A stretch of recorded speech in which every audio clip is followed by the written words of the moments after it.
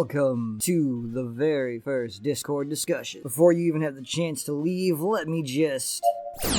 There, if my new device worked, you are trapped until the end of this video. I'll be going over the ideas of users on our Discord server. There's a link to that in the description. What I present here is my interpretations of those ideas and the possibilities we discussed. If I got something wrong, I don't want to hear about it. It's my interpretation. All ideas are now part of Generic Manga Villain Incorporated. Now, you know what my nemesis would say, but I refuse to say that in my own video. So let us begin.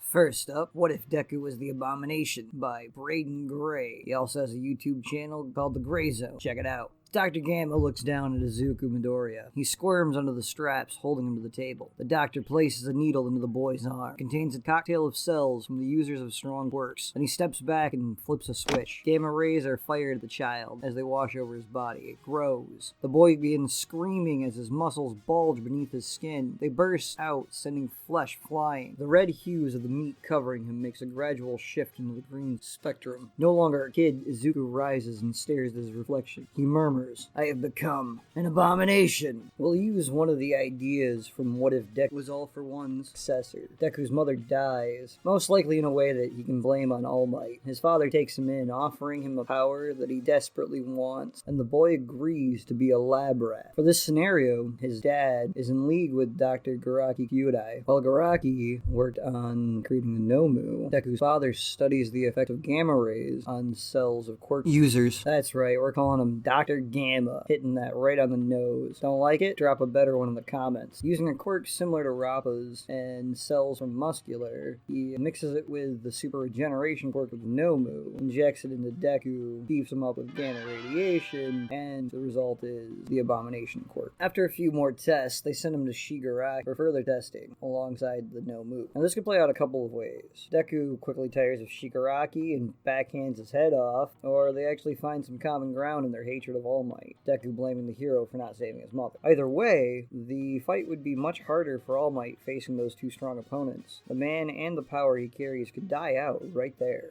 If Deku actually murdered his hero, how would he handle it? This isn't the same kid that we know, but if he's had any shred of the person that we know left inside, I think it would break him. He would never be the same. Well, that's all we have for this one. If you like it, let us know. Next up, What If Deku Was a Homunculus? Brought to us by Discord user Peacekeeper. The knowledge of alchemy was lost the ages, but the gate of truth remained within every single person. For years, truth sat on the other side, waiting for someone to speak with it. The eye of God waited to be needed. No one came. No one needed them. Growing impatient, the eye knocked, many hands banging on the doors. Flying open, the gate transformed, and a baby began to glow. My Hero Academia kinda seems to take place in our future. Fullmetal Alchemist, an alternate version of our past. So I love the idea of FMA being the history of MHA, and at some point alchemy was outlawed with an almost witch hunt-like fervor. State alchemists being hunted down and put to the stake, burned alive, all these awful things. So people stopped practicing alchemy. In the last one, we murdered Izuku's mother. This time, Deku's dying. Like any mother who just recently lost a child, she's distraught and hysterical and begins to search for a cure to save her son, bring him back to life. Now, we all know Brotherhood was better. The only surviving homunculus there was Pride, and he just seemed to be a normal kid at the end. But was he really? Maybe he lived on, an immortal child, powerless but cursed to live on, eternally young and never die. Or there could be a secret sect that kept alchemy going and was successful in creating a new dwarf in the flask at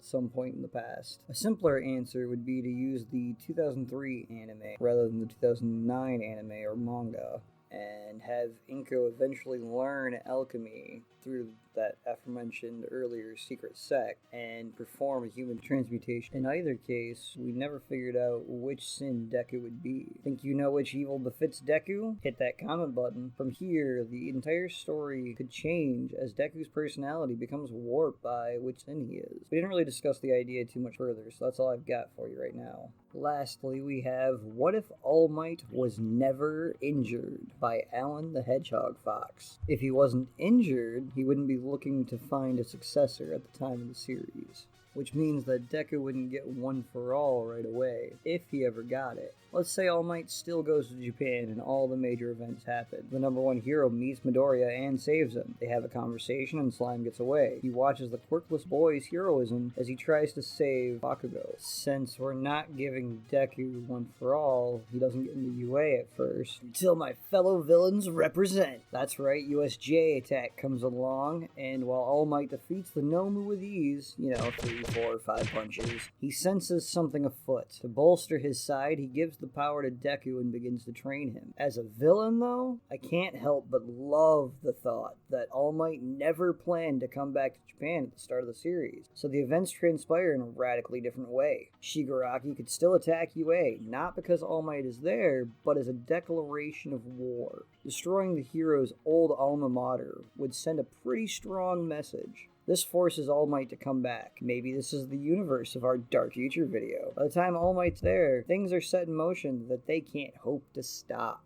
And that is all for today. I'd like to apologize for the audio. I was having trouble with my mic but didn't realize it until it was too late. The issue has been fixed and will not appear in future videos. One more thing. Now you should all feel compelled to like, comment, and subscribe. Go now, my newly brainwashed minions!